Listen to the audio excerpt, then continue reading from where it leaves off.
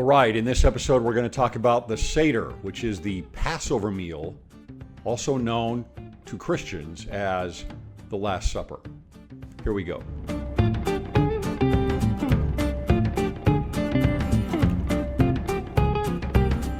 All right, since there really aren't any events that are recorded on Wednesday of the Holy Week, what I thought we would do is take a look at the Seder Meal, which is the Passover meal. It is the Last Supper, and take a little bit of a Christian approach to this meal. After all, again, being that this is Passover, the primary focus here really is about the Messiah, about Jesus Christ. And keep in mind as we go through this and look at the symbolism of this tradition, what Jesus and the apostles may have been thinking as they went through this process, this Seder, which means an order or a sequence in this meal, and look closely at the symbolism that reflects Jesus Christ and the doctrine of Christ. Now, we're not going to cover this in depth. I am certainly no expert of the Seder meal, but there is some symbolism here that I think is really important and that ties a lot of things together for this week and even for the entire gospel, the entire history of Israel, and even going back to the time of Genesis. And so remember that with the principle of temple imagery and drama, inside of that principle or that filter, that scriptural filter, is also ritual. And that's what we have here with the Seder meal. It is a ritual. And therefore, when there are words, sometimes phrases that are given in the scriptures, it could be a direct reference to a ritual of some sort that we may not understand in modern times. But this is one of those rituals. And there's a lot that we can glean from just a simple cursory review of how this meal works. So first of all, what would happen in a Seder meal is that you would have the women of the house. They're going to go around and they're going to remove all of the leaven, all of the yeast out of the house. All of it has to be gone. Can't be put away, today, even in a garage or anywhere. You have to get rid of everything. And what they would do is they would leave just a little bit somewhere in the house for the father to find. And he goes around, he finds it. He may have like a feather or something that he would have had and maybe a wood spoon or something. And he would find that little bit and he would get that last little bit and put it onto the spoon and then remove it from the house so that the entire home, in a sense, has been purified. Remember what leaven represents. Jesus talks about the leaven of the Pharisees, right? The leaven of the Pharisees and the Sadducees. He talks about that being hypocrisy. But overall, the sense of what leaven is sin. And think about how that would apply to the Passover, the original Passover, when the Israelites had to leave Egypt quickly and they couldn't wait for the bread to rise with the leaven. That is a representation of getting out of sin, getting out of bondage. And so you don't wait around for that. You take care of it now.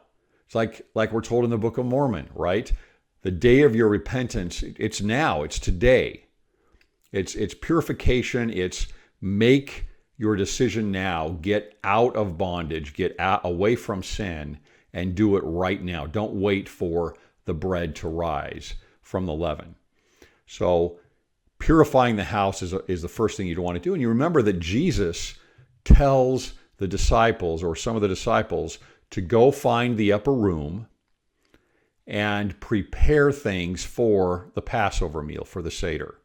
And that would be a part of that process. They would have to purify and clean the room, clean the entire house of all of the leaven and a few other things. The next thing that the women would do is there would be candles that would be set on the table where the feast is going to happen.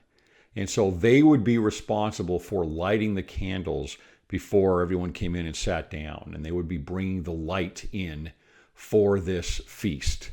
So there would be with the Seder meal 4 cups of wine. That's the first thing to know. And then there's going to be unleavened bread also. Now, there are some other things that we'll discuss, but those are the 2 primary things I want you to think about. Now, what you would do first is you would have a blessing on the wine, and then you would drink from the first cup.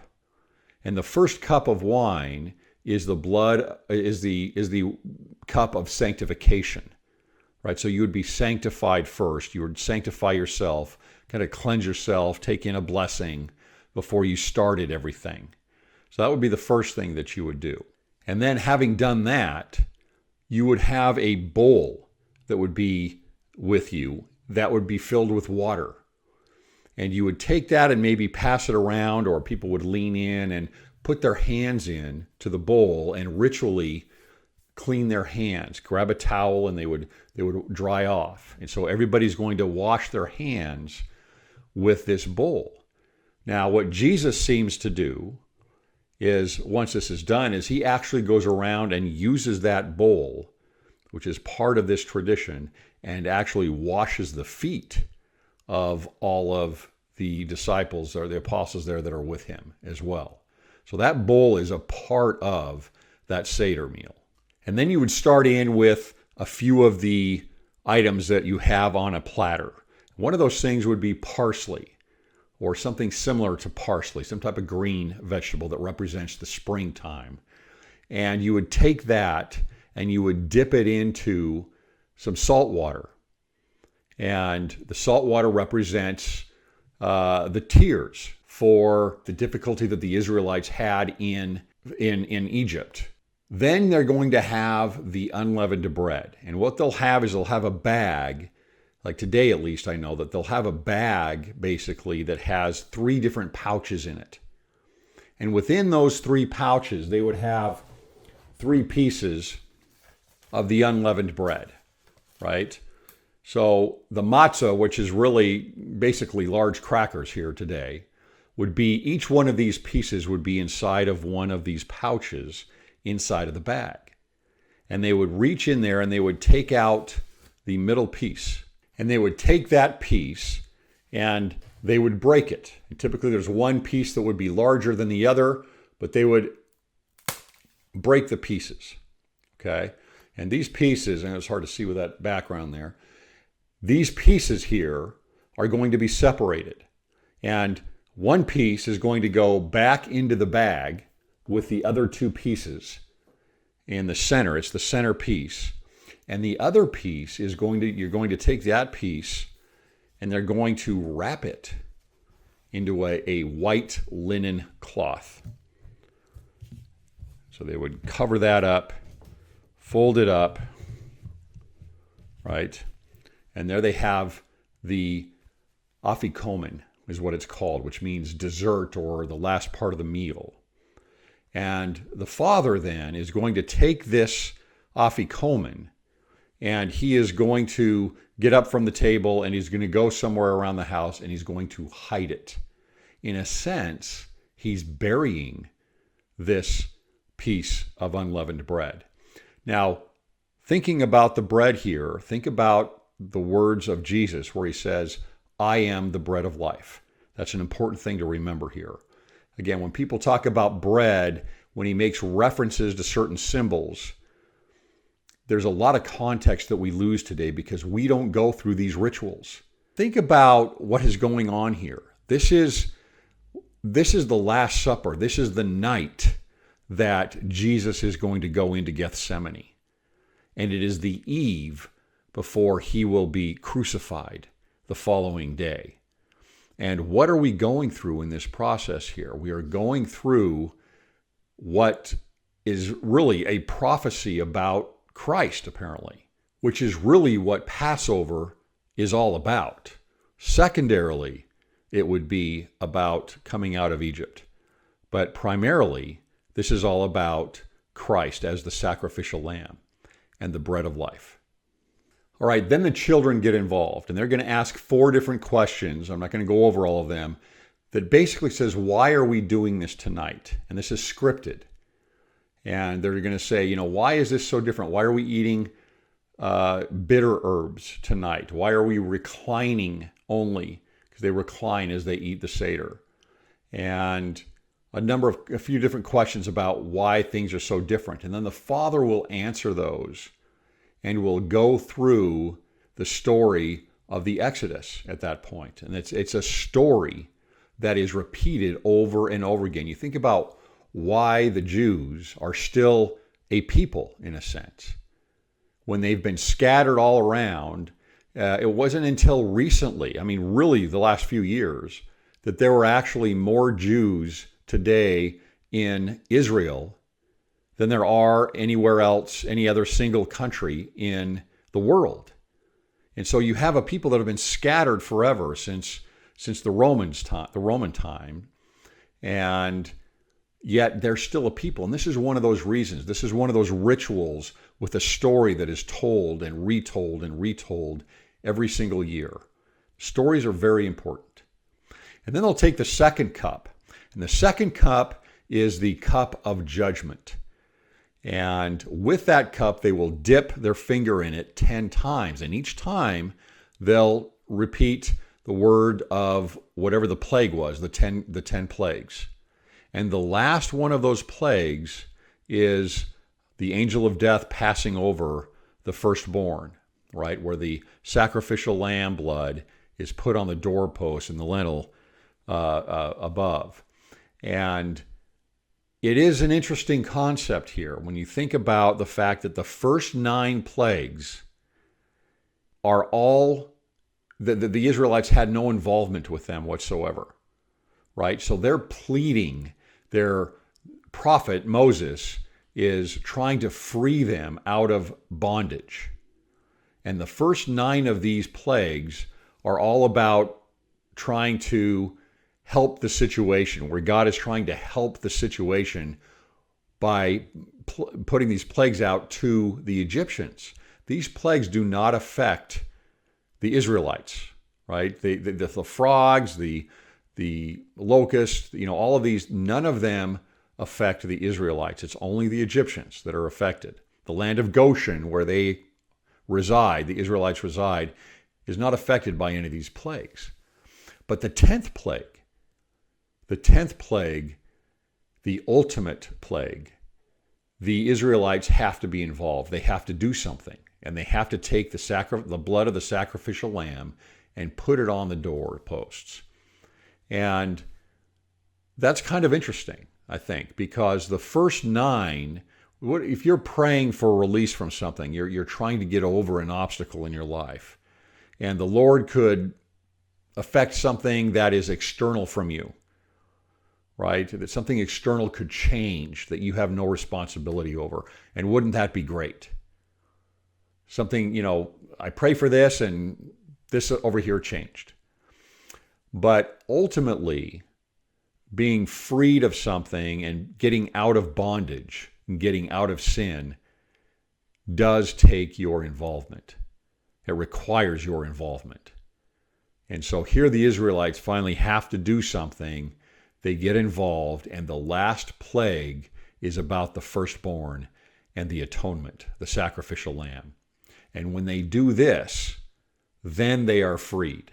Then they are able to get out of Egypt and get out of bondage. And that's the lesson for us here with that story of the Exodus and the Passover, is that a lot of things could be helped for us.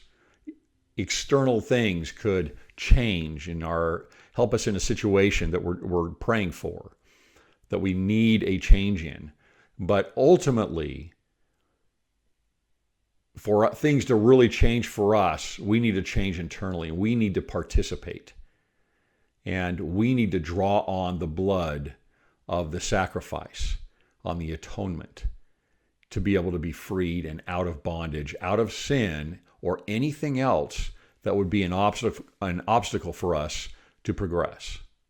So then they drink from the second cup where they've been dipping their fingers for the plagues. And then they have the bowl again, and they wash their hands again in the bowl, and they dry that off.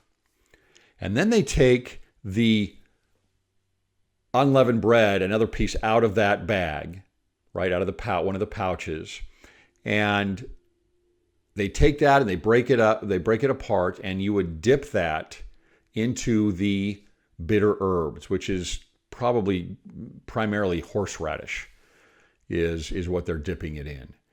And you remember that Jesus says, whoever dips with me, eats with me, dips with me here, is the one who is going to betray me.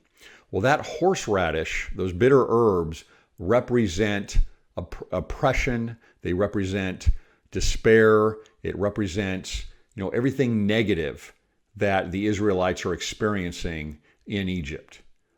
And here, one of the greatest negatives you could have is betrayal. And so Judas is dipping in at the same time with him and getting that horseradish. And that's supposed to require, again, you get a bunch of it and it's going to make you tear up a little bit. And so that's what that represents. So it's pretty interesting. And then after that would come the meal. And in that meal, then you would be eating the sacrificial lamb that had been sacrificed at the temple or near the temple. Well, again, think about what would be in the mind of Jesus and what would be in the mind of the apostles as they're going through all of this. Jesus is the sacrificial lamb. This meal is all ultimately about him and his sacrifice. That's what the Last Supper is about. We get this idea because of the word institute, that this is something new, that he's instituting the sacrament at this time. This is not new. It says the same thing in the Book of Mormon when he goes to Bountiful and has this, basically institutes the sacrament with them. That doesn't mean it's something new. It means that it is part of the new covenant. In other words, he's bringing in the new covenant, which has everything to do with the atonement and the fulfillment of that atonement. But the Seder has been happening all the way back since the time of the Israelites in the desert. And maybe even before. Because you remember Abraham has something similar with this when he goes and he has the bread and the wine with Melchizedek, who is the king of Salem, which is Jerusalem.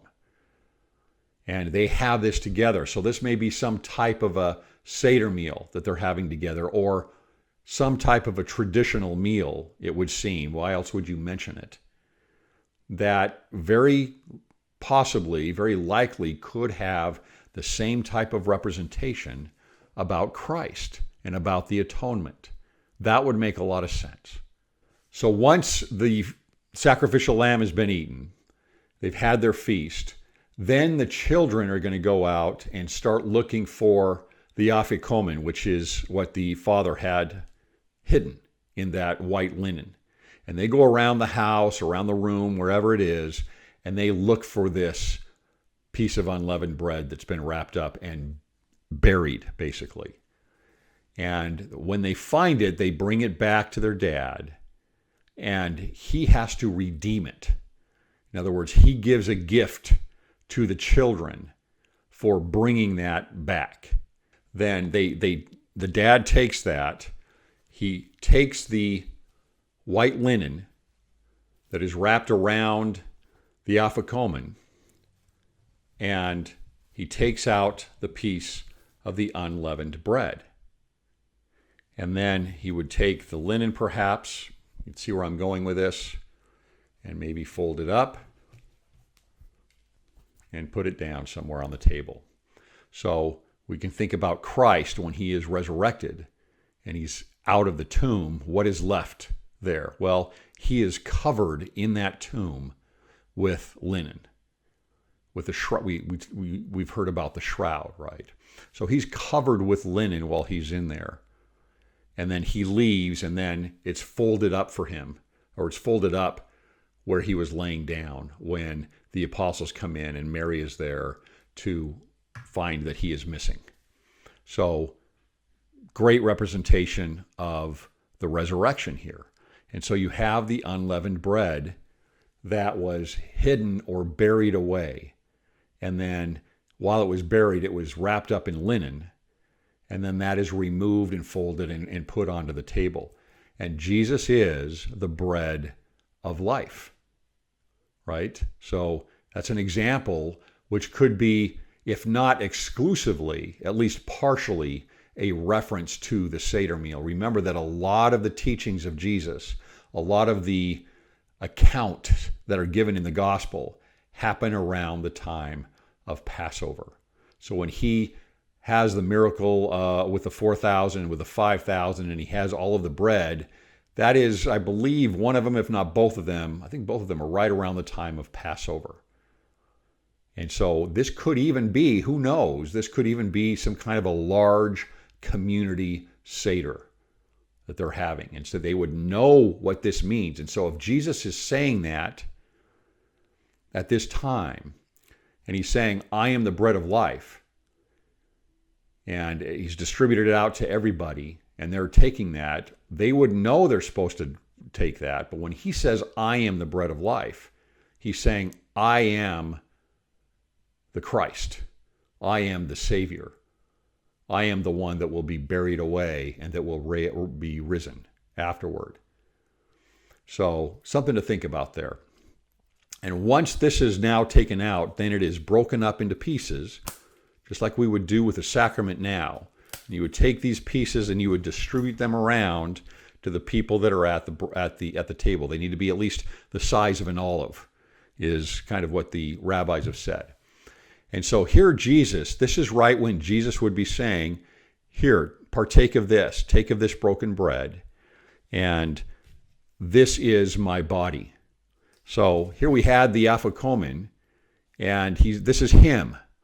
And he's saying, take this, this is my body. In other words, this has been going on for 1,500 years or more, and it's a representation of Christ. This is him.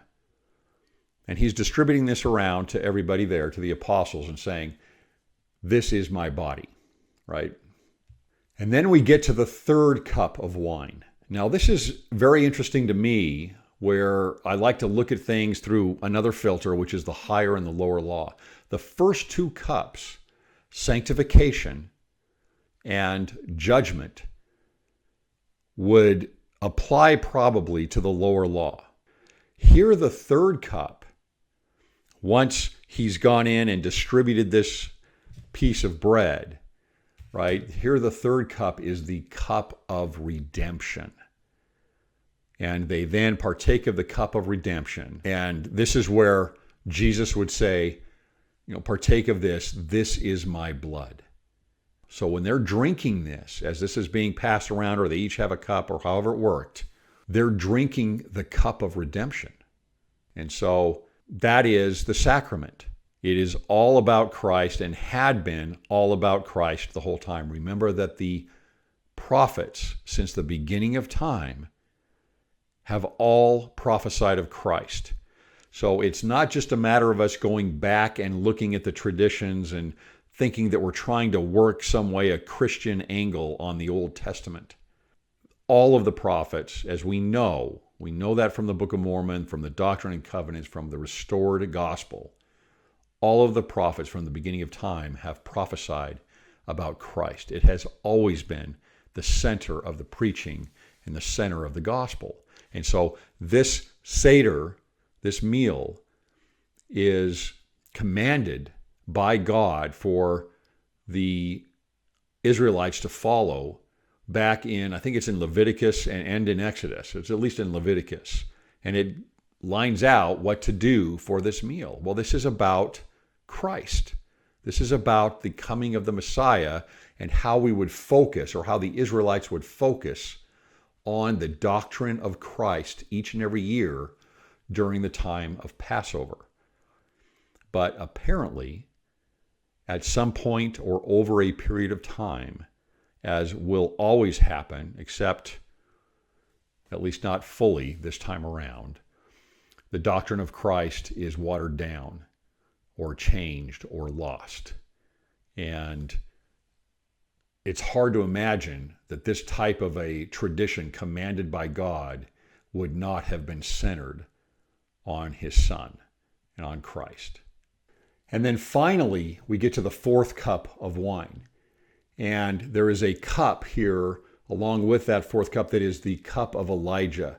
Now remember that after that Jesus had taken that third cup with his apostles, he said, I will not partake of this again. I will not partake of the wine again until I come back after, and this is in the second coming. So he does not probably take this fourth cup. The others might, but he doesn't take it. Why? Because the fourth cup is the cup of praise, and it is the cup of Elijah that they would be taking. And what is Elijah's job to do here? Yes, he is a restorer, but he is also, again, going back to the Elias and Elijah conundrum that we've had before, and that doctrine, he is a preparer. And Elijah will return before the Messiah comes in. So that's what the Jews believe. The Messiah is kind of somebody else, a king, a warrior that will come back and start the kingdom in Jerusalem anew.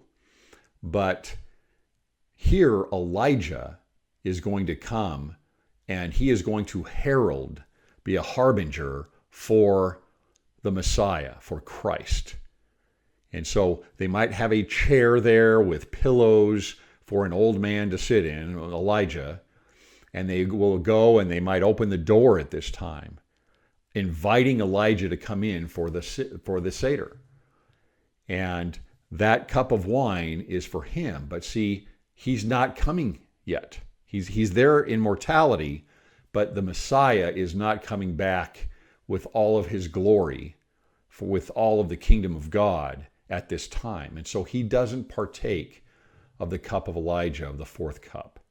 All of this fits perfectly with a Seder.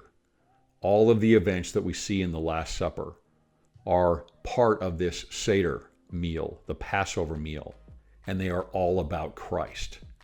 And you can imagine they've done this Seder a couple years before together, at least a couple years before. But since Jesus started his ministry, this would be his third Passover with the apostles.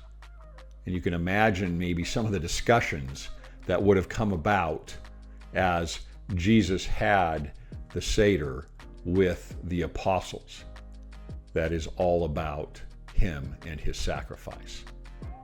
I hope this gives you a little bit more insight. We'll cover more the events of the Last Supper on the following episode. I'll talk to you next time.